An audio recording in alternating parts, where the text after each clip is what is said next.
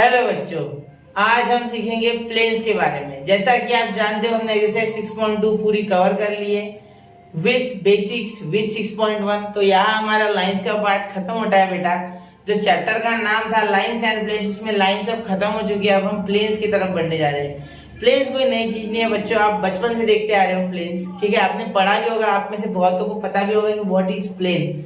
अब आपके हिसाब से प्लेन क्या है? एक्चुअली आपके हिसाब से प्लेन ऐसी कोई भी चीज है जो इंक्लोज्ड है चारों तरफ से। जरूरी नहीं इस शेप का प्लेन हो। ये सर्कल भी एक प्लेन है और ये पेंटागन भी एक प्लेन है। क्लियर? ये अगर 5-6 डाला बना दूं मैं पेंटागन, ये रेगुलर नहीं है, ठीक है, इरेगुलर पेंटागन।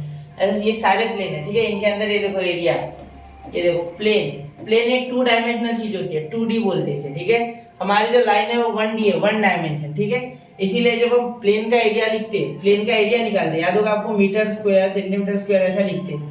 और जब हम 1D की बात करेंगे तो सिर्फ मीटर या सेंटीमीटर एक यूज करेंगे। इसका स्क्वायर आया क्या? नहीं। इसके डायमेंशन दोनों का क्या हुआ बेटा? प्रोडक्ट हुआ। यहाँ ऐसा कुछ नहीं होता है। क्लियर? तो ये सबसे बेसिक इंफॉर्मेशन थी प्लेन के बारे में। अब आपके टेक्स्ट बुक के हिसाब से बात करती है व्हाट इज प्लेन।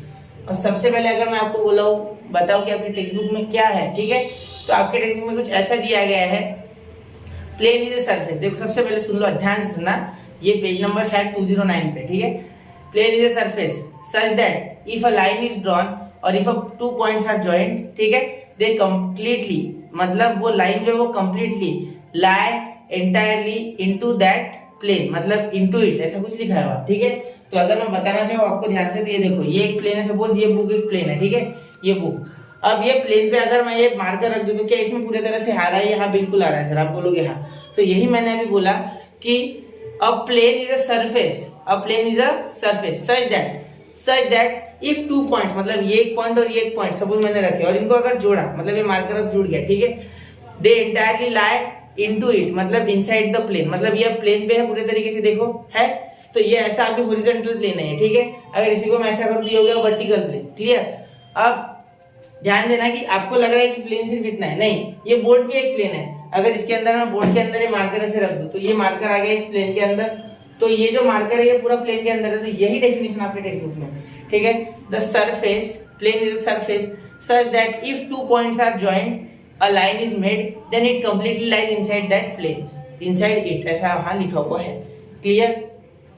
समझ गए ना? तो मैं तो सिंपल बता रहा हूं आपको कि 2 पॉइंट देखो और ये इसके अंदर आ रहा है, इसीलिए इसे हम प्लेन कहेंगे। सब कुछ मैं प्लेन बना दूंगा ऐसा। क्लियर? ये हो गया एक प्लेन। क्लियर?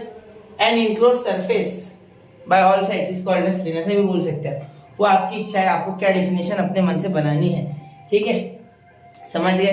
अब देखो प्लेन डिफाइंड कब होता है, ठीक है, प्लेन डिटरमाइन कब होता है वो मैं आपको बता दूं। देखो प्लेन डिटरमाइन बच्चा 4 सिचुएशन में होता है, ठीक है। देखो हम इक्वेशंस ऑफ प्लेन सीखने वाले एक्चुअली, लेकिन हम सबसे पहले देखा हमने व्हाट इज प्लेन, ठीक है। व्हाट इज प्लेन देखा हमने, व्हाट इज प्लेन। सबसे पहले हम व्हाट इज प्लेन देखेंगे, ठीक है, वो मैंने आपको बता दिया, ठीक है। व्हाट इज प्लेन मैंने आपको बता दिया। अब हम देखेंगे planes are determined by, planes are determined मतलब कब कब प्लेन डिटरमाइन होता है, मतलब कब कब हमें प्लेन मिलता है, ऐसा हम बोल सकते हैं। प्लेन्स आर डिटरमाइंड मतलब प्लेन कब कब डिफाइंड है, प्लेन डिफाइंड कब कब है। देखो सबसे पहले प्लेन तब डिफाइंड है जब 2 इंटरसेक्टिंग लाइंस होती है, ठीक है। दूसरा 2 पैरेलल लाइंस होती है। तीसरा एक पॉइंट और एक लाइन होती है, उसके अंदर से प्लेन पास होता है, ठीक है। मैं बता दूं पूरी कंडीशंस। और 4th टाइम वो है जब 3 नॉन कोलिनियर पॉइंट्स हो, ठीक है। सारी चीजें बताऊंगा। देखो सबसे पहले मैं कलर बदल लूं, या ज्यादा आसानी से आपको समझ में आ जाएगा कलर बदलूंगा तो, ठीक है। पहला 2 इंटरसेक्टिंग लाइंस, 2 इंटरसेक्टिंग लाइंस, आपको ये 2 TW लिखना है, ठीक है। 2 इंटरसेक्टिंग लाइंस। अब देखो 2 इंटरसेक्टिंग लाइंस के वक्त कैसा, देखो कुछ इस तरीके से वो 2 लाइंस अगर इंटरसेक्ट हो रही है, ठीक है, तो यहाँ सपोज एक प्लेन बनाता हूं, ठीक है, तो इस तरीके से भी वो डिफाइंड है 2 इंटरसेक्टिंग लाइंस पे। सेकेंड, दूसरा क्या है, देखो 2 पैरेलल लाइंस, 2 पैरेलल लाइंस। अब इक्वेशन कब निकाल सकते हैं इसकी बातें चल रही है, ठीक है। अगर 2 लाइन पैरेलल है प्लेन को, मतलब ये आपका प्लेन है, ठीक है, मैं आपको ये विजुअली करके बता रहा हूं, एक मिनट। ये 2 लाइन पैरेलल बन गई, सपोज ये बी बार है, ये सी बार है, ठीक है, ऐसा कुछ बोल दो आप, वेक्टर, ठीक है। अब देखो अब ये प्लेन है, सपोज ये एक प्लेन है, ठीक है। मैं यहाँ एक और मार्कर ले लूँ, ठीक है, ये देखो ये ब्लू मार्कर, ये रेड मार्कर। अब ये कुछ ऐसा है, ठीक है। इसके अंदर ये मार्कर और ये मार्कर मैंने इसके ऊपर रख दिया, ठीक है। तो ये इस प्लेन से क्या है बच्चों, पैरेलल है। क्या है, पैरेलल, ठीक है। प्लेन से तो पैरेलल, देखो ये प्लेन और ये मार्कर ये इस तरीके से जा रहे हैं, ठीक है। ये मैं ये फर्क नहीं पड़ रहा कि ये मार्कर मैं ऐसे रख रहा है ऐसे रख रहा, उससे कोई फर्क नहीं पड़ेगा। ऐसे भी रख सकता मैं, ऐसे भी रख सकता, ऐसे नहीं रख सकता, क्योंकि ऐसा तो 90 हो गया ना, नॉर्मल हो गया इस पे, तो वो नहीं। नॉर्मल कंसेप्ट जस्ट इसके बाद सीखेंगे। नॉर्मल को आप जानते हो वैसे, नॉर्मल है ना परपेंडिकुलर। क्लियर, तेज तो नहीं हो रहा है ना, बहुत ही आसान चीज है ये, इसलिए मैं थोड़ा तेज बोल रहा हूँ, ठीक। आप चाहो तो स्पीड स्लो कर लो, ठीक है। अब देखो यहाँ ये इस तरीके से प्लेन पे ये पैरेलल, देखो अगर इसको उठाऊंगा मैं तो ऐसे, मतलब ये प्लेन को क्या बच्चा, पैरेलल, ठीक है। तो टू पैरेलल लाइन भी प्लेन को डिफाइन कर सकती है, उसका इक्वेशन हम लिख सकते हैं इसके सहारे, ठीक है। अब थर्ड देखो बच्चों, थर्ड जो है वो क्या हो जाएगा, थर्ड आपका है plane passing through a point and plane passing through a point, ठीक है, एंड अ लाइन। मतलब एक प्लेन जो है वो पॉइंट और लाइन से पास हो रहा है। जैसे सुनो, सपोज यहां मैं एक पॉइंट ले लूं, यहाँ मैं एक पॉइंट ले लूं, ठीक है, और ये प्लेन है, ठीक है। तो ये प्लेन इसमें से पास होना चाहिए ऐसा, या ऐसा, ये छोड़ो, ये थोड़ा मुश्किल जाएगा समझने में। देखो यहाँ मैं अगर एक प्लेन ले लूं, ये प्लेन बोल रही है, यही ले लेते, ठीक है। ये हमारा प्लेन है, ठीक है, रिक्वायर्ड। अब यहाँ मैं अगर बाहर एक पॉइंट ले लूं, ठीक है, तो ये इसमें से ऐसे पास होगा तब ये डिफाइन होगा, सीधी सी बात। ये प्लेन जब इसमें से पास होगा तब, अगर यहाँ मुझे बताना है तो 3D में ऐसे देखो, ये है, इस पे एक लाइन, ठीक है, और ये पॉइंट 3D में है। 3D में मतलब ये समझो ये प्लेन ऐसा है और ये पॉइंट कहीं यहाँ है, ये प्लेन कुछ ऐसा है और ये पॉइंट कहीं यहाँ है, मतलब ये बुक कुछ ऐसी है और ये पॉइंट कहीं यहाँ है, ठीक है। इसमें से इसे पास होना है, ठीक है। ये पॉइंट इसे यहाँ समझो, ये बुक ऐसे जा रहा है ऐसे, ठीक है, समझ रहे हो। तो ये हो गया आपका थर्ड कंडीशन। है फोर्थ देखो, 3 non collinear points, 3 non collinear points, 3 non collinear point से भी प्लेन डिफाइंड है। 3 नॉन कोलिनियर पॉइंट्स, अब 3 नॉन कोलिनियर पॉइंट से कौन सा प्लेन बनता है बेटा, सोचो, सोच लिया, चलो मैं बता देता हूँ। देखो अगर 3 नॉन कोलिनियर पॉइंट्स लेते हो, इसे जोड़ने पे एक ट्रायंगल बनता है। क्लियर, तो यही बात है कि ट्रायंगल बनता है, ठीक है। तो ये ट्रायंगल भी एक प्लेन है, ट्रायंगल भी एक प्लेन है, ठीक है। लेकिन हमें इससे कोई काम नहीं। देखो सबसे पहले हम ऐसा प्लेन लेंगे, ठीक है, इसमें 3 नॉन कोलिनियर पॉइंट ले लेंगे, या 3 नॉन कोलिनियर पॉइंट पे प्लेन ले लेना, ठीक है, तो भी चलेगा। 2 पॉइंट से नहीं बनेगा प्लेन, मैं पहले ही क्लियर कर दूं। 2 पॉइंट से लाइन बनेगी, लाइन, प्लेन नहीं बनेगा। देखो कर लो, नहीं तो ये जोड़ो इसको, क्या बना बेटा, लाइन बनी। वो this is not a plane, this is a line, ठीक है, ठीक है। कम से कम 3 पॉइंट चाहिए तब जाके प्लेन होगा डिफाइंड, ठीक है, कम से कम 3 पॉइंट, ठीक है। क्योंकि देखो 2 पॉइंट से तो लाइन बनेगी बेटा, तो किस तरीके से प्लेन को डिफाइन करोगे।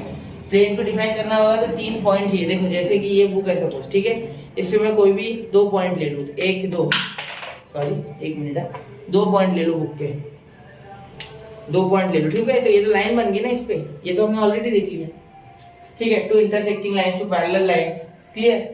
तो 2 इंटरसेक्टिंग लाइन होगी तब तो भी प्लेन बन जाएगा। देखो क्योंकि कैसा, ये इसके 4 पॉइंट है, देखो 1 2 3 4, इनके कैप देखो और उनके सबसे नीचे के बॉटम देखो, ठीक है, ये थोड़ा खराब है, ठीक है, क्लियर। अब देखो, अब यहाँ 3 पॉइंट 1 2 3 आ गए, 1 2 3 1 2 3 1 2 3, क्लियर हो गया, 1 2 3, ठीक है, 1 2 3, आप आपके हिसाब से ले लो पॉइंट। तो 3 पॉइंट जब होंगे तब ये प्लेन डिफाइन होगा, क्लियर, 3 पॉइंट, ठीक है। इसके हम इक्वेशन सीखेंगे, अभी इक्वेशन पे जाना है हमें। फिलहाल मैं आपको व्हाट इज प्लेन और किस किस तरीके से वो डिफाइंड है पहले वो बता दूं, क्लियर, इतना समझ गया आपको। देखो सबसे पहले इंटरसेक्टिंग लाइन, उसके बाद 2 पैरेलल लाइन, उसके बाद passing through point and a line, उसके बाद 3 नॉन कोलिनियर पॉइंट्स। क्लियर हो गई ये बातें, अच्छे से समझना, खुद से प्रैक्टिकल करके देखना, ऐसे बुक लेना है प्लेन, ठीक है, समझ गए। अब आप बोलोगे सर ये सारी चीजें क्यों, ये सारी चीजें इसलिए बेटा क्योंकि बेसिक्स क्लियर हुए बिना इसमें घुसना कोई ढंग की बात नहीं, ठीक है, सच बात है, झूठ नहीं बोल रहा हूँ, गलत है ये चीज। डायरेक्ट आप जाओगे एक्सरसाइज करोगे कुछ नहीं समझने वाला, ठीक है। तो इसलिए बेसिक बहुत जरूरी है, ठीक है। अब अगला देखो, अगला देखते हैं अब इसके बाद।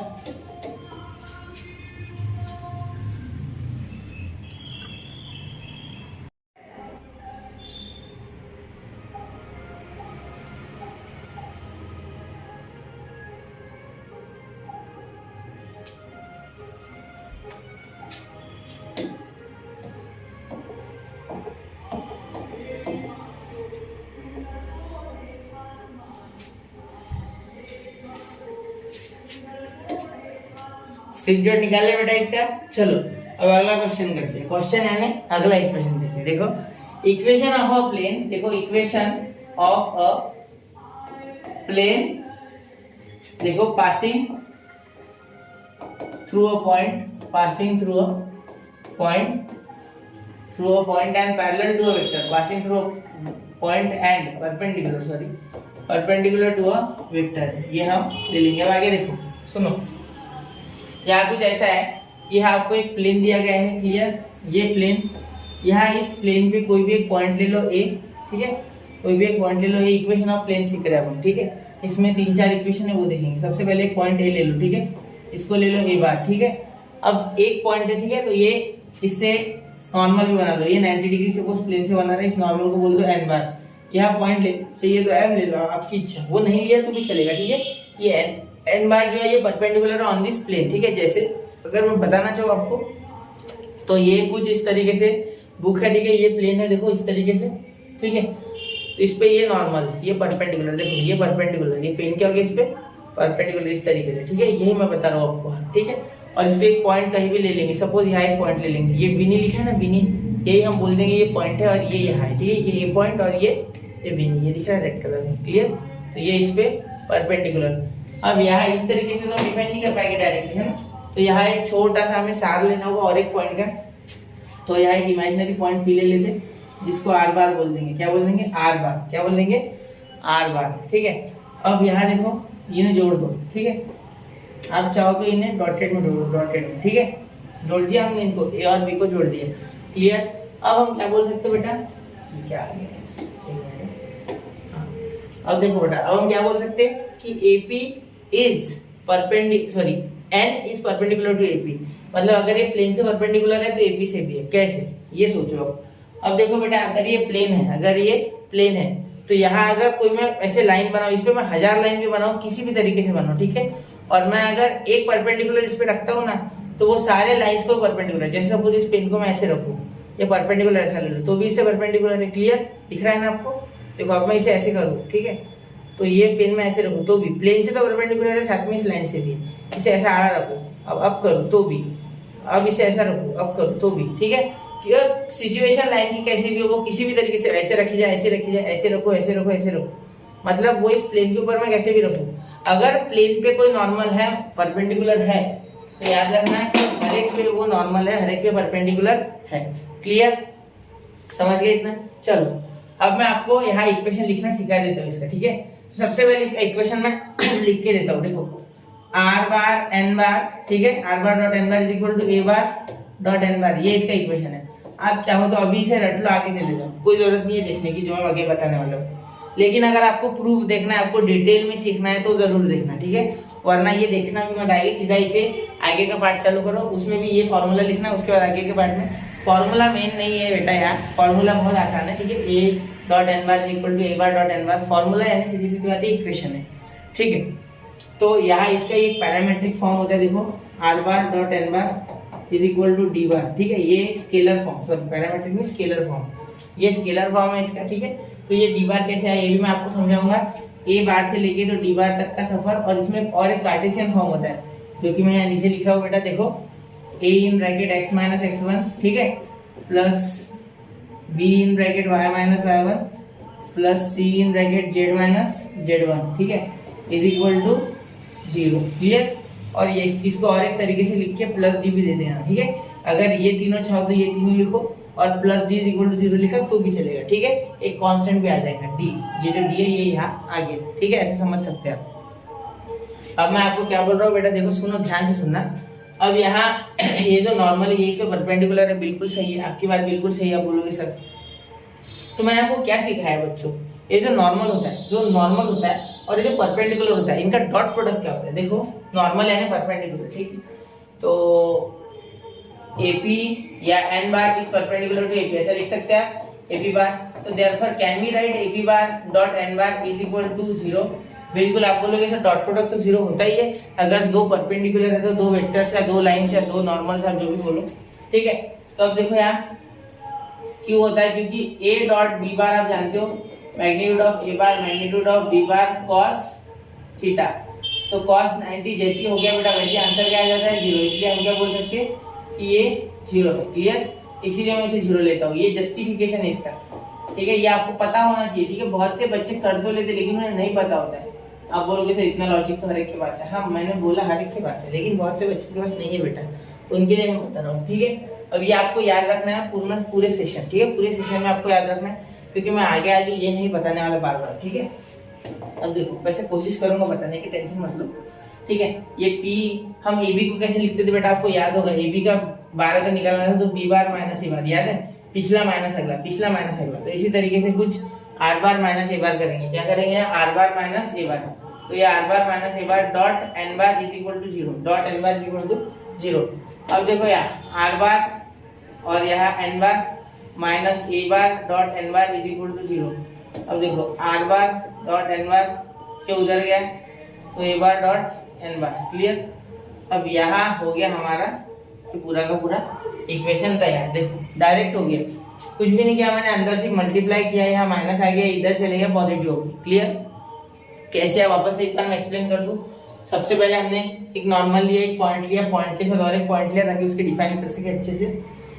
तो यहाँ हमने AP और N, हमें पता है कि N bar is perpendicular to AP या AP is perpendicular to N bar. ठीक है, ये मिसकंसेप्शन दूर कर दूं क्या, देखो AP और ये N बार, यहाँ 90 बन रहा है ना, तो हम ये भी बोल सकते हैं कि AP N बार से परपेंडिकुलर है, N बार को भी बोल सकते हैं AP परपेंडिकुलर है। कोई फर्क नहीं पड़ेगा क्योंकि दोनों मिल के आखिर में 90 ही बना रहे हैं, कोई उसमें दिक्कत नहीं है। ठीक है, क्लियर, समझ रहे हो मेरी बात, अच्छे से जा रहा है ना दिमाग में, क्या आपको अच्छे से दिख रहा है कि ये, हाँ चलो दिख रहा है आपको, क्लियर दिख रहा है, चलो ठीक है। अब देखो बच्चों, N bar is perpendicular to AB हमें पता है, तो दो वेक्टर्स अगर परपेंडिकुलर है या दो लाइंस अगर परपेंडिकुलर है तो उनका डॉट प्रोडक्ट 0 हो जाता है। ठीक है, तो डॉट प्रोडक्ट हमने किया, तो यहाँ AP को कैसे लिख सकते हैं, P का R है पोजीशन वेक्टर, इसका A बार है, तो R bar minus A bar dot N bar equal to 0, पिछला माइनस अगला। किसी को याद नहीं तो बता दो, पिछला माइनस अगला मतलब P माइनस A, तो P का R बार है, इसका A बार है। याद है ना, चलो ऐसा क्यों लिया जाता है, क्योंकि बेटा याद रखना कि जब भी हम वेक्टर करते, ठीक है, वेक्टर करते थे, मैं बता रहा हूँ एक मिनट, हाँ, तो जब भी हम वेक्टर करते थे तब हम इसी तरीके से लेते थे उल्टा। ठीक है, समझ गए। अब इसका रीजन आपको वेक्टर में मिलेगा। ठीक है, उसका रीजन बहुत लंबा चौड़ा है। अब देखो यहाँ ये पिछला माइनस अगला और यहाँ dot product N bar. Clear, ठीक, is equal to 0, R bar dot N bar minus A bar dot N bar is equal to 0। ठीक है, ये आ गया R bar dot N bar is equal to A bar dot N bar, ये minus का उधर जाके plus. Clear, अब इसको इस फॉर्म में मैंने D कैसे लिख लिया, देखो बेटा अगर आप ऑब्जर्व करोगे तो ये A बार और ये N बार, इनका डॉट प्रोडक्ट जब होगा, ठीक है, तो ये दोनों स्केलर बन जाएंगे, क्योंकि डॉट प्रोडक्ट का आंसर स्केलर आता है, आपको पता है, I into I1 J into J1 तो K into K1। जैसे सपोज मैंने लिख लिया I bar minus J bar plus K बार, ठीक, K cap, sorry K cap, एक मिनट, K कैप। और अगर मैं इसे इस तरीके से कुछ करूँ, ठीक है, अगर मैं इसे इस तरीके से कुछ करूँ, देखो यहाँ अगर मैं इसे डॉट प्रोडक्ट करूँ 2I cap plus 3J cap plus 5K cap के साथ, तो यहाँ मुझे क्या मिलेगा 2 माइनस 3 प्लस 5। क्लियर, तो यहाँ से मुझे नंबर मिल जाएगा। तो इसीलिए ये नंबर को डिफाइन करने के लिए हमने एक स्केलर ले लिया D। ठीक है, वो D बार नहीं लेना, याद, D बार नहीं लेना बेटा, D बार गलत है, D बार नहीं लेना। ठीक है, ये स्केलर है, स्केलर सिर्फ D, क्या आएगा D आएगा, वापस से बाहर लिखने सर ये D। ठीक है, और बाहर लिखने की आदत पड़ गई ना, तो D। क्लियर, तो इसीलिए हम यहाँ D भी बोल सकते हैं, इसे कुछ ऐसे भी डिफाइन कर सकते हैं, R bar dot N bar is equal to D। ठीक है, वैसे तो N के ऊपर ही पोजीशन वेक्टर देना होता है। ठीक है, लेकिन नहीं, हमारे इसमें ऐसा, इसलिए मैंने ऐसे लिखा। ठीक है, समझ गए, चलो आगे चलो, कोई दिक्कत नहीं यहाँ तक। चलो अभी कार्टेशियन फॉर्म कैसे आया सर, इसके बारे में बात करते हैं। Let's talk about Cartesian form. क्या मैं इसे अलग रंग से ले लूँ, थोड़ा समझने में आसानी हो जाएगी ना। चलो कार्टेशियन फॉर्म, अब बेटा हम लिखेंगे कार्टेशियन फॉर्म। अब कार्टेशियन फॉर्म क्या है बेटा, अब कार्टेशियन फॉर्म कुछ थोड़ा अलग है इससे। ठीक है, अब कार्टेशियन फॉर्म जो है बेटा वो ये आप जानते हो वैसे। ठीक है, ये तीनों जो है ये आपको सीधा सीधा दिख रहा है कि ये तीनों क्या है, डायरेक्शन रेशियोज है, और ये भी डायरेक्शन रेशियोज है। अरे सर डायरेक्शन रेशियोज दोनों के, हाँ दोनों के डायरेक्शन रेशियोज। देखो हमें पता है A1 A2 plus B1 B2 plus C1 C2 is equal to 0। क्यों होता है ये 0, क्योंकि जब भी दो जो वेक्टर्स है, दो जो लाइन्स है, ये एक दूसरे से परपेंडिकुलर होती है, कुछ ऐसे देखो, ये एक दूसरे से परपेंडिकुलर है ना, ये एक दूसरे से परपेंडिकुलर क्यों है, देखो ये एक दूसरे से परपेंडिकुलर तो है, ध्यान से देखो, देखो ये और ये लाइन, मैंने क्या कहा था कि प्लेन्स पे जो भी लाइन है अगर उस पर एक नॉर्मल बना लो तो वो उस लाइन से परपेंडिकुलर है। क्लियर? अब देखो बेटा, यहाँ इसके अगर मैं पॉइंट बोल दूं पी के x, y, z और ए के बोल दूं x1, y1, z1, ठीक है, तो क्या मैं इसके डायरेक्शन रेशियो निकालने के लिए पी के x minus x1, y minus y1, z minus z1 कर सकता हूँ? आप बोलोगे हाँ क्यों नहीं सर, क्योंकि आपको पता है ए पोजीशन वेक्टर सर, ए के डायरेक्शन रेशियो निकालने के लिए x2 माइनस x1, b का y2 माइनस y1 और z का c का z2 माइनस z1, ठीक है। जो पहला डायरेक्शन रेशियो है ए, ये निकालने के लिए आप इसमें से ये माइनस करोगे जो कि x के साथ होता है, b के साथ होता है y2 माइनस y1 और c के साथ होता है z2 माइनस z1। ये मैंने आपको पहले भी पढ़ाया है। क्लियर? आज मेरी टर्म थोड़ी स्लिप हो रही, ठीक है। अब ये देखो x माइनस x1, तो a2 आ गया आपका x माइनस x1, यहाँ कुछ x2 नहीं है, ठीक है, यहाँ x है, तो यहाँ x2 की जगह x लिखेंगे। क्या लिखेंगे? x माइनस x1, ठीक है, y2 की जगह y माइनस y1 और z की जगह z माइनस z1। क्लियर? कुछ समझ रहा है आपको एक्सप्लेनेशन? ठीक है, चलो। अब देखो a1 की जगह कौन है बेटा? a है। कौन है? a। तो यहाँ इसके तो सीधा a b c ले लिए होंगे ना फिर, तो वैसे भी हम जब b बार लेते थे, याद है b बार की इक्वेशन क्या होता था? a I gap plus b J gap plus c के गैप, याद होगा आपको। तो उसी तरीके से आप इसको भी समझ लेना कि a b c वो पैरेलल होता था, ये परपेंडिकुलर है, मुझे समझ रहा है, लेकिन याद रखने के लिए बोल रहा हूँ सिर्फ एक तरीके से a b c, तो याद रखना। वैसे याद रखने की आवश्यकता नहीं है, ये बहुत आसान है, याद हो जाएगा, ठीक है भाई। वैसे आया है यहाँ से, ठीक है, ये मूल है इसका, ठीक है। a in bracket x minus x1 plus b in bracket y minus y1 plus c in bracket z minus z1 is equal to 0। c लिखा नहीं है मैंने, हाँ, ठीक है। तो ये हो गया आपका कार्टेशियन फॉर्म। क्लियर? ये आपका कार्टेशियन फॉर्म हो गया। इसके सहारे आप इसे, ये हो गया स्केलर फॉर्म बेटा, इसे बोलेंगे स्केलर फॉर्म, ठीक है, और ये हो गया कार्टेशियन फॉर्म, ठीक है। दोनों में नाम करना भूलना नहीं, स्केलर फॉर्म, कार्टेशियन फॉर्म, ठीक है। अब ये हो गया आपका पहला कंप्लीट, ठीक है। पहला जो था ये शायद से थ्योरम 6.4 था वो, और ये 6.5 है शायद, मुझे नहीं पता इतना। ये दो थ्योरम में अलग अलग दिया गया है, ठीक है, मैंने डायरेक्टली ले लिया। समझ गया तक? कोई दिक्कत नहीं? चलो अब इसका स्क्रीनशॉट निकाल लो। यहाँ मैंने पूरा डिटेल में आपको एक्सप्लेन कर दिया। अब अगला लेते हैं, equation of a plane passing through a point and perpendicular to a vector, ये हो चुका है, ठीक है। 1 2 3 चले आगे, ठीक है, चलते। अब देखो बेटा, अब हम क्या लिख रहे हैं, ये मोशन आ रहा है, हाँ। अब देखो यहाँ हम तो कलर बदल लेंगे हमारे, ठीक है। इक्वेशन ऑफ अ लाइन, ठीक है, पासिंग की जगह पैरेलल है, पैरेलल टू लाइंस, ठीक है, and passing through a point, passing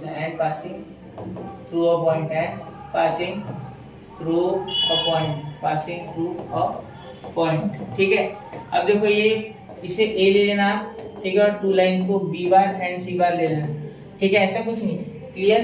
two vectors बोल दो आप, लाइन से अच्छा आप वेक्टर बोल रहे हो, एक काम करना है, लाइन से अच्छा क्या बोल देना, वेक्टर्स बोल देना, ठीक है, ज्यादा अच्छे से डिफाइन होगा। B bar and C bar are position vectors, ठीक है, तो वेक्टर बोल देना। यहाँ एक प्लेन है, देखो कुछ इस तरीके से, ठीक है, जो ये प्लेन है जो ए से पास हो रहा है, ए, तो ए बार बोल देना यहाँ, ठीक है, और कुछ ये बी और सी, तो ये बी है और ये सी है सपोज, ठीक है, तो ये बी है और ये सी है, तो ये सी बार, ये बी बार, ठीक है, कुछ डिफाइन करेंगे इसको अच्छे से, बार ये सी बार, ठीक है। अब ये अगर आगे मिलते इस तरीके से, ठीक है, तो हमें एक नॉर्मल चाहिए डिफाइन करने के लिए, तो नॉर्मल चाहिए भाई, ठीक है। तो याद रखना अगर ये आगे मिलते हैं, ठीक है, इन दोनों का क्रॉस प्रोडक्ट करोगे तो क्या हमें परपेंडिकुलर मिल जाएगा? हाँ बिल्कुल। सर आप परपेंडिकुलर की बातें क्यों कर रहे हैं, अभी तो हमने चालू ही किया। हाँ बिल्कुल बेटा, जानता हूँ मैं, लेकिन याद रखना नॉर्मल के बिना इक्वेशन नहीं आएगा, नॉर्मल के बिना इक्वेशन नहीं आएगा, ठीक है। जो प्लेन का इक्वेशन है पूरा नॉर्मल के ऊपर डिपेंड है, सीधी सी बात। नॉर्मल इसीलिए पहले इसमें भी नॉर्मल था, इसमें भी नॉर्मल बनाना होगा, लेकिन यहाँ नॉर्मल का नाम एन ना होते हुए बी बार क्रॉस सी बार हो जाएगा। क्यों? क्योंकि जब हम वेक्टर प्रोडक्ट करेंगे इन दोनों का, बी बार और सी बार का, ठीक है, तो हमें एक ऐसा परपेंडिकुलर मिलेगा जो इन दोनों से परपेंडिकुलर हो म्यूचुअली, बी बार से भी और सी बार से भी, और साथ में ये प्लेन है यहाँ, तो ये बी बार और सी बार प्लेन से तो पैरेलल है, ठीक है। तो इसका मतलब अगर ये प्लेन, ये देखो, ये सपोज बी बार है, ये सपोज सी बार है, और ये सपोज प्लेन है, प्लेन इधर से देखोगे तो ऐसे ही दिखेगा, देखो सुनो, ये बुक को अगर मैं इधर से देखता हूँ बेटा, इधर से आप अभी देख रहे हो, आपको सिर्फ एक लाइन दिखेगी, ठीक है, तो वही लाइन मैंने यहाँ बनाने की कोशिश की। प्लेन को ऐसा देखोगे तो ऐसा दिखेगा, ऐसे तो सिर्फ एक लाइन दिखेगी ना, तो वो बोल रहा हूँ। तो ये प्लेन है, ये क्या है, प्लेन है, क्या है, प्लेन है ये, ठीक है। तो अब देखो, अब ये प्लेन है हमारा, ठीक है। अब यहाँ अगर ये जो सपोज ऐसे जुड़ गए, ठीक है, तो अगर ये इससे इन दोनों से अगर ये लाइन परपेंडिकुलर है, ठीक है, तो क्या प्लेन से नहीं हो जाएगी? बिल्कुल हो जाएगी, ठीक है। इसीलिए ये नॉर्मल प्लेन पे आ गया, ठीक है, ऐसा हम बोल सकते हैं। इसे मिटा दूं, चलो समझ गया ना। ये देखो बी सी और ये प्लेन, इन दोनों का क्रॉस प्रोडक्ट किया तो बी क्रॉस सी हमें यहाँ मिल गया, इन पे परपेंडिकुलर यानी नॉर्मल, तो क्या है, प्लेन पे हो जाएगा। हाँ बिल्कुल हो जाएगा। क्लियर? समय लग गया मुझे, कोई दिक्कत नहीं है, समय बहुत है मेरे पास, आपको पढ़ाने के लिए बहुत समय, ठीक है। क्लियर हो गया इतना? चलो अब आगे देखते हैं। ये समझ गया ना, ध्यान देना इस बात पे, ठीक है। और एक्चुअली ऐसा होता भी नहीं, एक्चुअली 3D में होता है। देखो अगर आप सेंगेज वगैरह देखोगे, ठीक है, जेडब्ल्यू नीट वगैरह की, जेडब्ल्यू मेंस और जेडब्ल्यू एडवांस के लिए जो बुक आती है सेंगेज, उसमें कुछ ऐसा दिया गया है। देखो ये ऐसे बाहर बताए गए हैं प्लेन, ये प्लेन है और वहाँ बाहर होती है एक्चुअली लाइन इस तरीके से, कुछ पैरेलल होती है प्लेन से पैरेलल, ठीक है, प्लेन से पैरेलल। ये प्लेन से पैरेलल है, देखो मैंने आपको अभी समझाया था, ये प्लेन से तो पैरेलल है, ठीक है, लेकिन एक दूसरे से नहीं है, ठीक है। ये प्लेन से पैरेलल है, देखो है, और इनका अगर डॉट प्रोडक्ट करोगे तो कुछ इस तरीके से परपेंडिकुलर बन जाएगा। क्लियर? एक दूसरे से भी पैरेलल है, मैंने गलती से बोला, ठीक है।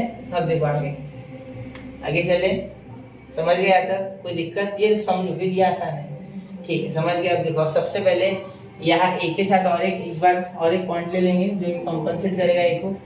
यहाँ ए को कंपनी चाहिए बोलते, ठीक है, तो बी पी ले लो और पी का आप ले लो पोजीशन वेक्टर अल्फा, ठीक है। अब इन्हें जोड़ दो, ये कुछ अलग ही बन गया ना, बिंदु बन गया। एक मिनट में इसे छोटा करने, थोड़ा एक मिनट, थोड़ा प्लेन को बड़ा कर देते हैं ना, ये बहुत ही खराब हो गया। हाँ ये हो गया एक बार, अब इसे जोड़ देते, अब जुड़ जाएगा, ये हो गया आपका पी, ठीक है। तो अब अगर इसको यहाँ शिफ्ट करोगे तो क्या ये लाइन इससे परपेंडिकुलर हो जाएगी? हाँ बिल्कुल। ये अगर ऐसे बड़ा हो गया तो हो जाएगी। क्लियर? तो आप क्या बोल सकते हैं, देखो therefore B bar cross C bar is perpendicular to A P, therefore dot product क्या हो जाएगा इनका, ए पी। ये प्रूफ है, सारा प्रूफ है, यहाँ चाहो तो प्रूफ लिख लो, ये प्रूफ है, ये सारे में प्रूफ दे रहा हूँ, ठीक है।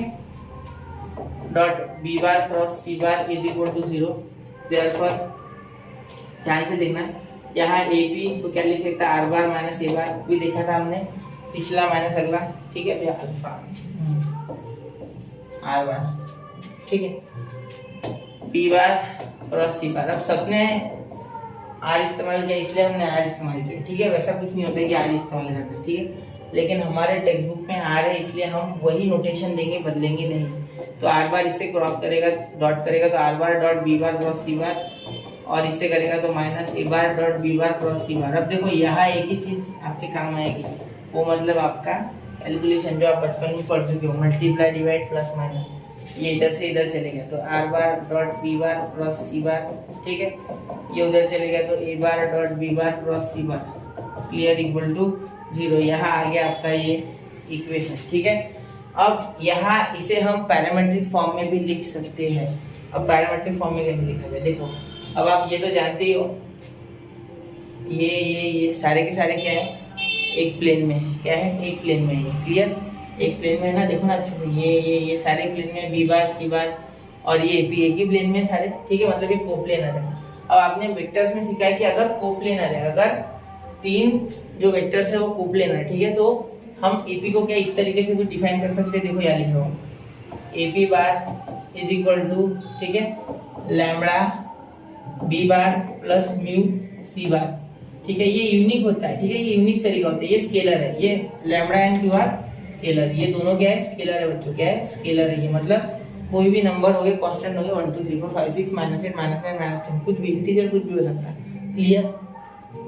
अब एपी को लिख सकते हैं r bar minus A bar is equal to lambda B bar plus mu c bar, clear. तो अब इस ए को उधर भेजोगे पॉजिटिव, तो a bar plus lambda B bar plus mu c bar, ये हो गया आपका यहाँ पैरामेट्रिक फॉर्म, इसे बोलोगे आप parametric form, parametric form. Clear, समझ गए? इसमें कार्टेशियन फॉर्म नहीं है, इसमें एक पैरामेट्रिक है और दूसरा ये, दो फॉर्म है। क्लियर, समझ गए? हो गया है। हाँ, ये पैरामेट्रिक फॉर्म समझ गया, बहुत आसान है। कोप्लेनर इसलिए एपी को ये दोनों डिफाइन करेंगे, लैम्बडा और म्यू से, ठीक है, उससे कोई दिक्कत नहीं उसमें। ये इधर आगे आपका पैरामेट्रिक फॉर्म। क्लियर, ये याद रखना, ठीक है, इसे याद रखो, याद रखना, ठीक है। क्लियर, ये लिखना है प्रूफ में, मैंने आपको याद रखना बोले, ठीक है। चलो रंग बदल देते हैं, वैसे आपको मुश्किल है। एक मिनट, अरे बोलिए, चलो याद रखा, याद रहेगा। चलो अब अगला चलते हैं आगे, चले आगे, ठीक है। देखो अगला, इसका स्क्रीनशॉट निकाल लो, 1 2 3, इसको अच्छे से एनालाइज करो। चलो आगे चलते। तो अब देखते हैं बच्चों अगला टॉपिक, जो कि है प्लेन। अच्छे से लिखो, plane passing through 3 non collinear points. सब ये क्या है बच्चों, ठीक है, पॉइंट्स ये लिख देते हैं। क्लियर, अब देखो ये कुछ इस तरीके से प्लेन हो गया आपका, ठीक है। इसमें अगर 3 पॉइंट्स है, 1 2 3, ठीक है। अगर आप इन्हें बोल दो ए बी और सी। क्लियर, ये 3 पॉइंट्स ए बी सी, इसका हो जाएगा बच्चा ए वेक्टर, इसका हो जाएगा बच्चा सी वेक्टर, इसका हो जाएगा सी वेक्टर। अच्छे से लिखते हैं, यहाँ लिख लीजिए सी वेक्टर, इसका हो जाएगा बी वेक्टर बेटा, ठीक है। अब यहाँ से अगर ए से हम इन्हें जोड़े हैं, जिसने पहले बार वेक्टर बनाया, मतलब जिसने पहले बार इक्वेशन बनाया उसने ए से जोड़ा, इसलिए हम भी ए से जोड़ रहे हैं, ठीक है। जैसे कि वेक्टर में और लाइन्स एंड प्लेस में कुछ चीजें डिफाइंड है बेटा। जैसे अगर बी बार बोले तो हमेशा याद रखना ये पैरेलल लाइन होगी कोई, ठीक है, या बताया जाएगा दूसरी अगर कोई पैरेलल है तो। लेकिन जनरली बी बार जो होता है वो हमारा फॉर्मूला आता है are bar is equal to A plus lambda B bar, मतलब A bar plus lambda B bar, ठीक है। तो इसी तरीके से ए से ज्यादातर इक्वेशन बने हुए हैं, जैसे कि आप देख रहे हो, तो यहाँ ए से ही जोड़ना, ठीक है। इसका कोई कारण नहीं है, इसका सिर्फ इतना कारण है कि पहले बार जिसने बनाया वो इस तरीके से बनाया, इसलिए सारी चीजें उस तरीके से डिजाइन है ऑलरेडी, बहुत से लोग सीख चुके उस तरीके से, इसलिए इसी तरीके को हम यूज करेंगे, ठीक है। इसी नाम है और कुछ नहीं, ठीक है। अब क्या करेंगे, यहाँ हमें नॉर्मल चाहिए होता है, हमेशा प्लेन का इक्वेशन का डिफाइन करना भी एक नॉर्मल चाहिए होता है, ठीक है। तो नॉर्मल कौन है, तो ए बी क्रॉस ए सी कर दो तो क्या नॉर्मल मिल जाएगा, ऐसा जो म्यूचुअली परपेंडिकुलर ए बी से भी होगा ए सी से भी होगा, हाँ बिल्कुल। तो ये हो गया यहाँ a B cross B C bar, ठीक है। इनका क्रॉस प्रोडक्ट करने से हमें परपेंडिकुलर मिलता है। क्लियर, ये आपको पता है, ठीक है। इतना क्लियर हो गया बेटा, चलो इतना बिल्कुल अच्छी बात है, इतना समझ गया। तो अब यहाँ सहारे के लिए मुझे आर बार चाहिए, आर बार के फॉर्म में होता है। देखो यहाँ से एक ऐसा पॉइंट ले लो, ये ले लो P और इसको बोल दो आर बार। क्लियर, अब ये हमारी पूरी तरीके से फिगर बन चुकी है, फिगर बोलो डायग्राम बोलो, बन चुकी है, ठीक है। अब इसे हम फॉर्मेट में लाएंगे हमारे प्रूफ के, ठीक है। ये थोड़ा ऊपर हो गया मुझे लग रहा है, ये दिख नहीं रहा होगा क्लियरली। अब चलो, अब ठीक है, एक बार चेक करते हैं, ठीक है, पूरा दिख रहा है, हाँ ठीक है, पहले भी दिख रहा था शायद। अब देखो, अब क्या करना है हमें, यहाँ हमें ये पता है कि A B cross B C bar is perpendicular to A P bar, और ए पी बार ही हमें देगा इक्वेशन, इक्वेशन ऑफ प्लेन। तो ए पी बार आप बोलते हो, A P bar perpendicular to A B cross B C bar. Clear, इतना clear है आपको, ठीक है। हर एक चीज का आपको रीजन पता है, ठीक है। अब यहाँ लिख देंगे A P bar dot A B cross B C bar is equal to 0। क्यों बेटा, आपको ये बात पता है बेटा कि जब कोई भी दो वेक्टर्स या दो लाइंस 90 डिग्री का एंगल बनाती है तो उसका डॉट प्रोडक्ट क्या होता है, 0, क्योंकि उसमें आता है डॉट प्रोडक्ट में cos थीटा, और cos 90 बेटा होता है 0। क्लियर, इसलिए याद रखना है, बार बार इसलिए याद दिलाता हूं ताकि कुछ ट्रिक्स वगैरह आपको याद रहे। ट्रिक्स से अच्छा सीधा फंडामेंटल है, cos 90 0, चलो 0, विषय खत्म, ठीक है। अब एपी को कैसे लिख सकते बेटा, अगला माइनस पिछला, मतलब आर माइनस ए। क्लियर, अगला मतलब ये आर माइनस ए या ए बार, ठीक है। अब ये ए बी को कैसे लिखेंगे, ए बी को किस तरीके से लिखेंगे, बी माइनस ए, ठीक है। अब इसे कैसे लिख सकते हैं, बीसी को क्रॉस में, बीसी को लिख लेंगे बी माइनस ए, ठीक है। बीसी लिखा क्या मैंने, ए बी चाहिए, a B cross A c, a B cross A c, यहाँ करेक्शन कर लेना बेटा, सो सॉरी बेटा, यहाँ ए सी चाहिए, ठीक है।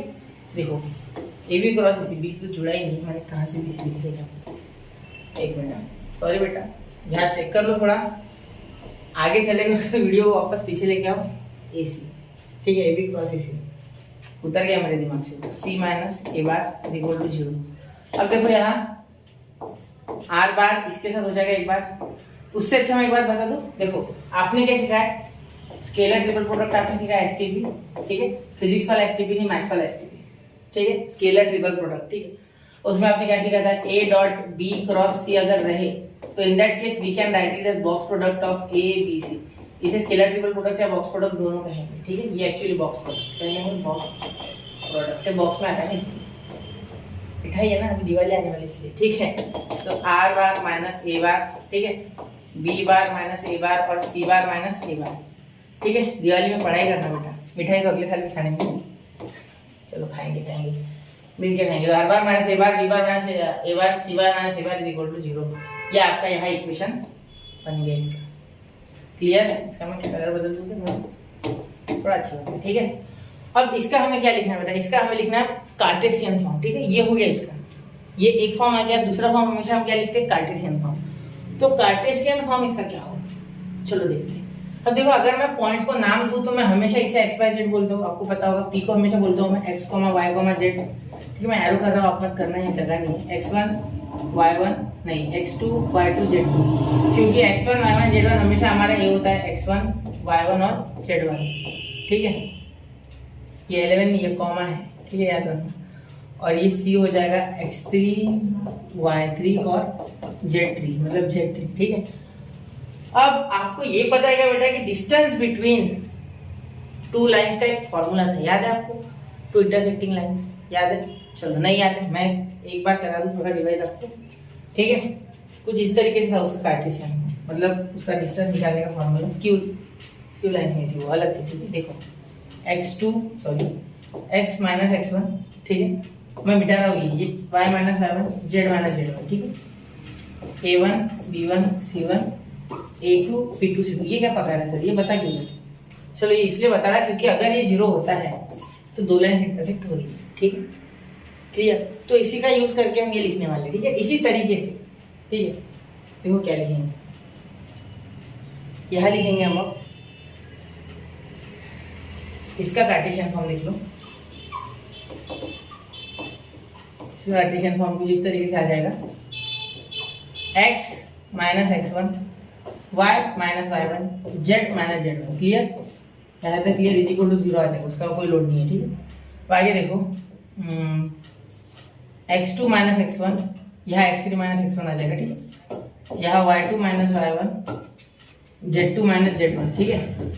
यहाँ हो जाएगा y3 माइनस y1 और z3 माइनस z1। ये हो गया आपका इसका कार्टेशियन फॉर्म। याद रखने के लिए मैंने आपको पिछला फॉर्म बताया, वो आपको याद है, ठीक है।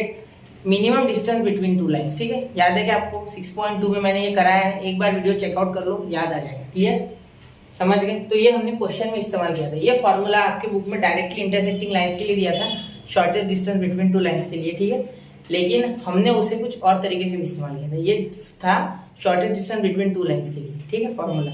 उसमें अंडर रूट भी आता है, ए बी, मैंने ट्रिक बताई है, BC CA CA। अब वो अच्छे से आप वहाँ देख सकते, क्लियर। तो इसके पहले वीडियो होगा शायद, है ना, इसके पहले, हाँ बिल्कुल। तो ये इस तरीके से इसका कार्टेशियन फॉर्म हो गया। याद रख लो क्या है, x minus x1 y minus y1 z minus z1, x2 minus x1 y2 minus y1 z2 minus z1, x3 minus x1 y3 minus y1 z3 minus z1। हमेशा ये x1 y1 y1 z1 minus हो रहे हैं, ठीक है, clear. तो ये हो गया इसका कार्टेशियन फॉर्म। इसके लिए ये हमें ऐसे लेना होगा, ठीक है। इसका ये फॉर्म ये दोनों फॉर्म याद रखो क्योंकि ये आपके काम में आएंगे, ठीक है, समझ गए। चलो आगे ध्यान में, plane passing through 3 collinear points यहाँ कवर होता है। अब मैं अगले टॉपिक की ओर बढ़ रहा हूँ, ठीक है। चलिए स्क्रीनशॉट निकाल लो, 1 2 3। तो आई होप आपने स्क्रीनशॉट निकाले होगा। मैं चल रहा हूँ अगले टॉपिक की ओर। देखो ये है हमारा topic, the normal form of equation of plane, ठीक है। द नॉर्मल, या इससे अच्छा सीधा नॉर्मल लिखते हैं। नॉर्मल तो पता है आपको, perpendicular drawn on a plane, ठीक है। Normal form of equation of plane, इसका नॉर्मल फॉर्म, ठीक है। अब इसमें क्या होगा बेटा, आपको मैं थोड़ी सी आइडिया दे दूँ, ठीक है, पूरा ही बता देता। देखो क्या हो जाएगा, कुछ इस तरीके से प्लेन होगा। पहले कोऑर्डिनेट एक्सिस बना लेते हैं। इससे कुछ डिस्टेंस पे एक प्लेन होगा, कुछ ऐसा बनाना, ठीक है। सपोज आपका प्लेन है, ये यहाँ से कुछ डिस्टेंस पे होगा, ठीक है, और ये यहाँ परपेंडिकुलर होगा। ये क्या होगा बेटा, परपेंडिकुलर, ये इस तरीके से, क्लियर। और यहाँ पे एक इस तरीके से कोई लाइन बना लो, ठीक है, फिर ये जोड़ लो, हो गया इतना, क्लियर। अब ये तो ओरिजिन है, ये सबको पता है कि ये ओरिजिन है, ठीक है, समझ गए, ये आप सब जानते हो कि ये क्या है बेटा, ओरिजिन है, ठीक है। यहाँ ले लो n, यहाँ ले लो p, ठीक है, यहाँ n यहाँ p ले लो, ठीक है। p आपको पता है क्या होता है, a बार, p हमेशा a बार, और n का आप ON बार पूरा ले लेना, n बार, ठीक है, ON बार पूरा बोल देना, n बार, ठीक है। या आप इस a को यहाँ ये बोलने से अच्छा इसे बोल दें, a बार इसे बोल दीजिए, ठीक है, क्लियर। a बार से अच्छा p, तो इसके बाद आपको यहाँ लिख देना है r बार, क्या लिख देना है, r बार। देखो यहाँ अगर आप अच्छे से ऑब्जर्व करोगे तो ये इस पे परपेंडिकुलर है, ठीक है। तो यहाँ क्या ट्रायंगल बन रहा है क्या, देखो ध्यान से, ये ऐसे, ये ऐसे, और ये कुछ ऐसे। उधर भी लिया तो कोई प्रॉब्लम नहीं, ठीक है, मैंने इधर ले लिया। अब अगर मैं यहाँ बोलूँ ट्रायंगल लॉ के हिसाब से, तो क्या कुछ ऐसा हो रहा है, ON, ठीक है, plus NP is equal to OP, क्या ऐसा कुछ हो रहा है, बिल्कुल हो रहा है, according to triangle law of vector addition, triangle law of vector addition. इतना एक्सप्लेन नहीं किया टेक्स्ट बुक में, बहुत शॉर्ट में बताया, मैं थोड़ा बता रहा हूँ, ठीक है। अब ON को क्या किया, देखो ON की लेंथ हमने D बोल दी, टेक्स्ट बुक में P ली है, ठीक है, मैंने D ली तो भी चलेगा, लेकिन मैं P लूंगा आपके शांति के लिए, ठीक है, कोई टेंशन नहीं, ठीक है।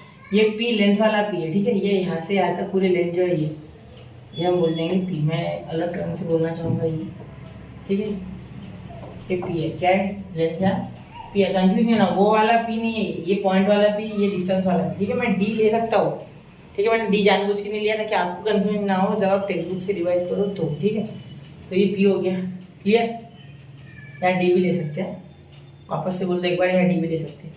इस डायरेक्शन में जो यूनिट वेक्टर हम ON का बनाएंगे वो कैसे बनाएंगे, यूनिट वेक्टर बनाना होगा, ठीक है, यूनिट वेक्टर बनाना होगा अगर हमें इस तरीके से निकालना है तो, क्योंकि इसका फॉर्मूला जो हमें फाइनल जो मिलेगा प्रूफ इसका, वो हो जाएगा r बार डॉट n का यूनिट वेक्टर, ठीक है, इज इक्वल टू p, ये हमें चाहिए। और ये p ये स्केलर है, स्केलर मतलब ये डिस्टेंस है, क्या है, डिस्टेंस है, क्या है, डिस्टेंस, ओरिजिन से डिस्टेंस प्लेन का, क्लियर। ये p जो है ये ओरिजिन से डिस्टेंस है, मतलब ON का स्केलर है, ठीक है। तो इस पे हम एक यूनिट वेक्टर n बार ले लेते हैं, n कैप, ठीक है।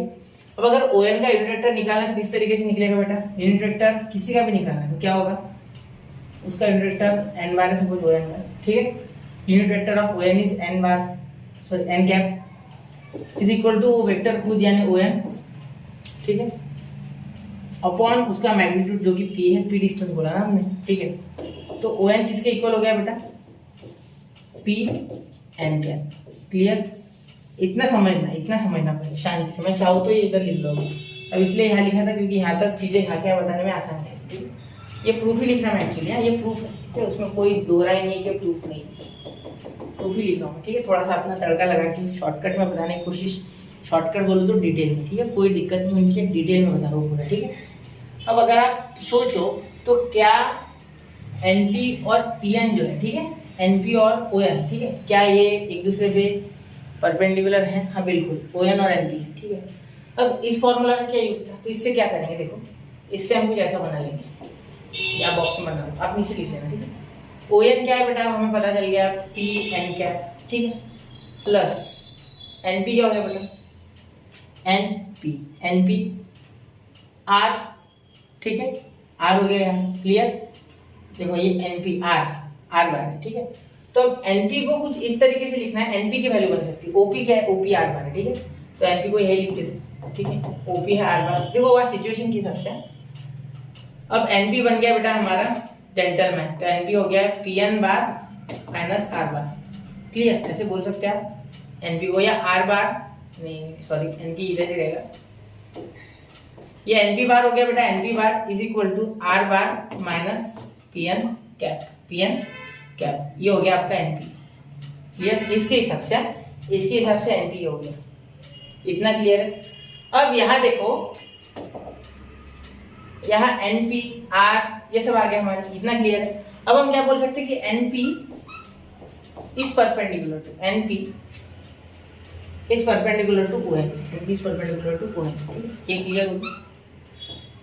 देयरफॉर इन दोनों का डॉट प्रोडक्ट क्या आ जाएगा बेटा? 0। क्या आ जाएगा? 0। ठीक है, लिख लिए। अब NP की वैल्यू हमारे पास है R bar minus P n cap. P छोटा है ये एक्चुअली, तो ये छोटा नीचे लिखिए, P n कैप यहाँ भी थोड़ा नीचे कर लीजिए, छोटा P नीचे होता है ऐसे, ठीक है। पैरों में गिर जाए बेटा तो झुक के रहना पड़ेगा, है ना? हाँ, अब ON का लिखा नहीं हमने, तो डॉट लिख देते हैं यहाँ से, ब्रैकेट कर देते हैं, और इसका हो जाएगा बेटा P n cap is equal to 0। Clear? अब देखो R बार माइनस P, देखो P ये हो गया P square n cap into n cap, और यहाँ R n कैप, यहाँ इसके साथ भी आ जाएगा क्या, ठीक है, इज इक्वल टू 0। अब इन दोनों का आ गया 1, क्या आ गया बेटा? 1 आ गया। यहाँ भी एक P आ गया, देखो यहाँ P आया तो ये दोनों मल्टीप्लाई करें तो यहाँ एक P आ गया। ये बाहर लिख दूँ मैं, यही लिखूँ, तो बाहर के पास मैंने n तो लिख लिया, लेकिन P हुआ नहीं, मल्टीप्लाई P को लिख लिया, मतलब इन दोनों ने यहाँ भी किया, यहाँ भी किया। क्लियर? अब अगर आप सोचोगे ध्यान से तो यहाँ से क्या P कॉमन निकल जाएगा, देखो यहाँ से P कॉमन निकलेगा, ठीक है, तो R बार इस साइड ही निकाल लेते हैं। चलो देखिए शांति से पूरा, ठीक है, ये P R बार और ये n cap, n cap minus n cap का 1, ये P अंदर बच गया इज इक्वल टू 0। तो अब देखो ये P उधर जाके 0 हो गया, ये P उधर जाके 0, क्या बचा? R bar n cap minus P is equal to 0, तो आ गया R bar n cap is equal to P। आ गया ना हमारा आंसर? यही तो है normal form, normal form of equation of plane. Clear बेटा? अब यहाँ और एक चीज है जो बहुत इंपॉर्टेंट है, देखो वो भी एक चीज आपको अच्छे से समझनी। देखो यहाँ ये समझ गया कि आपको, देखो क्या किया मैंने, सबसे पहले ट्रायंगल ऑफ वेक्टर एडिशन निकाला, उसके बाद जो हमें पता था उसके हिसाब से यहाँ एक यूनिट वेक्टर ON का निकाला, ठीक है। ON के यूनिट वेक्टर निकालने के बाद जो वैल्यूज पुट की, फिर ये परपेंडिकुलर है तो हमें पता था कि हम इसके वैल्यूज डाल सकते हैं, इक्वल टू 0 होता है, तो वैल्यू डाल के हमें जो जो मिला उस हिसाब से हम आगे बढ़ते गए, आंसर ऑटोमेटिकली आते गए, ठीक है। हम चलते गए, राह मिलती गई, ठीक है। अब देखो अब क्या होगा बेटा, यहाँ मैं छोटी सी चीज़ आपको बताना चाहूँगा जो कि बहुत इंपॉर्टेंट है, बहुत ज़्यादा इंपॉर्टेंट है, ठीक है। थोड़ा रंग बदल लूँगा मैं, ठीक, रिपीट नहीं हो, इसका बदल लूँ। R bar is equal to, R bar is equal to, यहाँ बोल सकते हैं हम R bar is equal to हमारा हो गया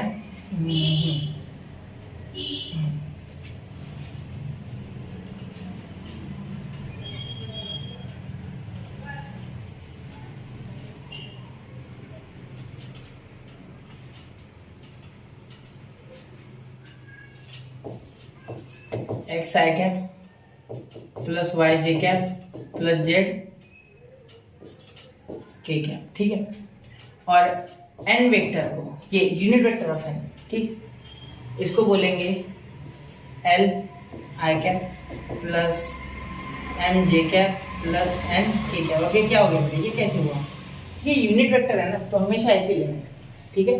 याद रखना यूनिट वेक्टर को हमेशा एलिमेंट के फॉर्म में लेना, डायरेक्शन कोसाइंस के फॉर्म में, ठीक है, डायरेक्शन कोसाइंस के फॉर्म में। क्लियर? ये याद रखना, ठीक है। इसके डिटेल थ्योरी में जाके कोई फायदा नहीं है, मैं आपको सीधा बता रहा हूँ। ये क्यों बता रहा हूँ, इसके पीछे रीजन है। देखो यहाँ एक फॉर्म मिलेगा हमें, ठीक है, जिसे हम कुछ अलग तरीके का फॉर्म यहाँ कहेंगे, ठीक है।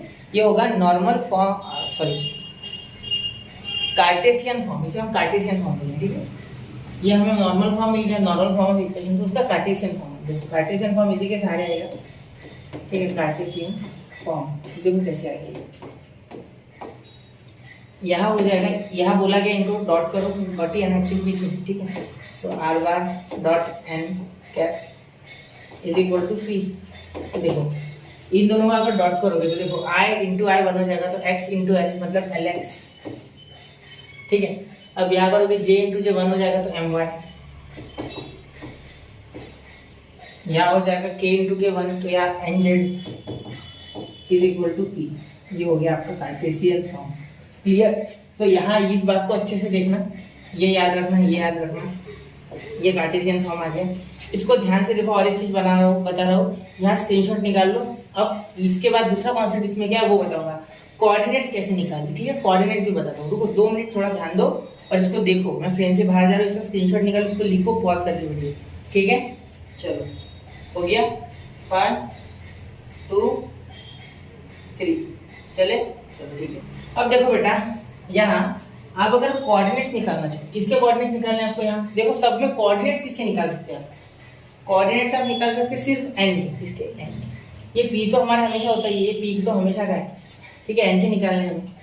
तो यहाँ एन अगर आप देखो तो एन के कोऑर्डिनेट्स आप याद रखना क्या हो जाएंगे, एन के कोऑर्डिनेट्स हो जाएंगे बेटा हमेशा पी एल, पी एम और पी एम। ये हमेशा याद रखना, किसी भी इसके ऊपर जो पॉइंट है उसके अगर कोई भी एन नहीं, जरूरी नहीं एन ही हो, कोई भी पॉइंट हो इसके ऊपर जो प्लेन पे हो वो पॉइंट, ठीक है। तो उस पॉइंट के लिए हम हमेशा ले सकते हैं P L, P M, P N, clear. इसके सारे हमें कोई भी पॉइंट मिल जाएगा, ठीक है। लेकिन ये एल एम एन क्या है बेटा, डायरेक्शन कोसाइन से, और पी पी पी क्या है, ये है ओरिजिन से एन का डिस्टेंस, ओरिजिन से उस प्लेन का डिस्टेंस, क्योंकि एक्चुअली एन जो है वो प्लेन पे ही आ रहा है, क्लियर, समझ गए। चलो अब अगले क्वेश्चन की ओर बढ़ते, मतलब अगले टॉपिक की ओर बढ़ते, इसे लिख लो। तो बच्चों यहाँ कुछ टेक्निकल खराबी के कारण मैंने पूरा शूट किया लेकिन वो हुआ नहीं, ठीक है। तो मैं आपको डायरेक्टली एक्सप्लेन कर देता हूँ इंटरसेक्शन ऑफ 2 प्लेन्स वाला टॉपिक। देखो यहाँ क्या करना है, यहाँ आपको 2 प्लेन्स दिए गए, एक ये प्लेन, ठीक है, और एक ये प्लेन। अब इसका जो इक्वेशन है ये कैसे लिखना है, उससे पहले मैं आपको कुछ पुरानी बातें याद कराऊँ, पुरानी बातें। तो ये है हमारी पुरानी बात, जो कि हमने सबसे पहले इक्वेशन देखा था, वो था बेटा r bar dot n bar is equal to a bar dot n bar, और a bar dot n bar का एक स्केलर आता था जिसे हम d बोलते थे, एक कांस्टेंट, क्लियर। तो अब इन दोनों प्लेन्स का इक्वेशन कुछ उस फॉर्म में लिख लेंगे, r bar dot n1 bar is equal to d1 bar, ठीक है। उसके बाद हमने इधर लिखा r bar dot n2 bar is equal to d2 बार।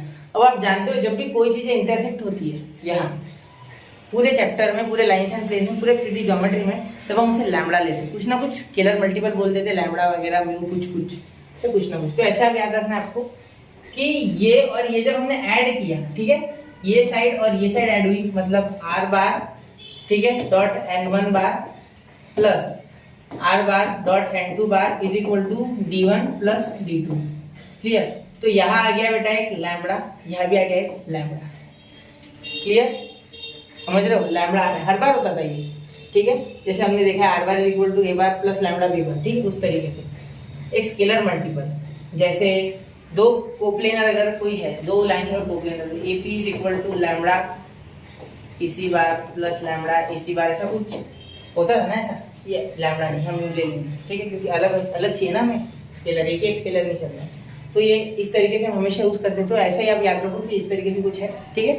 तो r बार, यहाँ से r बार ये और r बार ये कॉमन आ गया, ठीक है। तो अंदर क्या बचा, देखो n1 बार देना रह गया plus lambda n2 bar is equal to d1 plus lambda d2 bar. ये हो गया आपका इक्वेशन ऑफ प्लेन, ठीक है। यहाँ तक एक बार देख लो ध्यान से, फिर आगे चलते ये बता दो आपको, इतना हो गया क्लियर। चलो तो ये हो गया आपका इक्वेशन यहाँ, ठीक है, of 2 planes intersecting planes, clear. अब देखो इसका कार्टेशियन फॉर्म देखो, क्या हम इसका कार्टेशियन फॉर्म लिखते थे एक प्लेन का, सिंगल प्लेन का, बिल्कुल लिखते थे। आप बोलोगे सर हम लिखते थे a in bracket x minus x1 plus b in bracket y minus y1 plus c in bracket z minus z1 is equal to 0, बस बराबर सेम वैसे का वैसा। उसमें d1 भी होता था, याद होगा आपको, d मैंने बोला था बाद में, प्लस d भी ले सकते, तो उसी फॉर्म में हमने ये लिखा देखो। लेकिन यहाँ 2 थे, ठीक है, तो इसे लैम्बडा में ले लिया दूसरे वाले को, और पहले वाले को डायरेक्ट लिख दिया, ठीक है। पहले वाले का स्केलर मल्टीपल दूसरा और दूसरे वाले का स्केलर मल्टीपल पहला, ये इधर लिखो और ये लैम्बडा ये इधर लिखो तो भी चलेगा, कोई दिक्कत नहीं, सिर्फ लैम्बडा उल्टा हो जाएगा, लैम्बडा बदल जाएगा, क्योंकि इसके लिए ये अलग तरीके से डिफाइन होगा, ये इसके लिए अलग तरीके से डिफाइन होगा, क्लियर, इज इक्वल टू 0। ये पुराना इक्वेशन सिर्फ प्लेन के लिए था, सेम टू सेम, सिर्फ हमने इसमें थोड़े से मॉडिफिकेशन करके इस पे यहाँ ला लिया। जब मैं थ्योरम और प्रूफ्स के वीडियो अपलोड करूंगा तो इसका भी आपको डिटेल में बता दूंगा। वैसे टेक्स्ट बुक में वो है नहीं, लेकिन मैं पूरा डिटेल में आपको बताऊंगा जब थ्योरम और प्रूफ्स के वीडियो। अभी इतने थ्योरम हो गए, ये कुछ थ्योरम्स हैं जो टेक्स्ट बुक में इतने क्लियरली एक्सप्लेन नहीं किए हुए हैं, ठीक है, लेकिन मैं कराऊंगा। लेकिन अभी सिलेबस चालू है इसलिए इसमें नहीं दे रहा हूँ ये, क्योंकि बर्डन नहीं चाहिए आप पे। जितना बोर्ड के लिए पहले वो कवर करेंगे, बाद में एक्स्ट्रा, ठीक है। तो इसी तरीके से स्टडी क्लिनिक को प्यार देते रहे, पढ़ते रहे, आगे बढ़ते रहे। जय हिंद, जय भारत। 6.3 चालू करने वाला, अगले लेक्चर में जरूर आना। मिलते हैं तो फिर।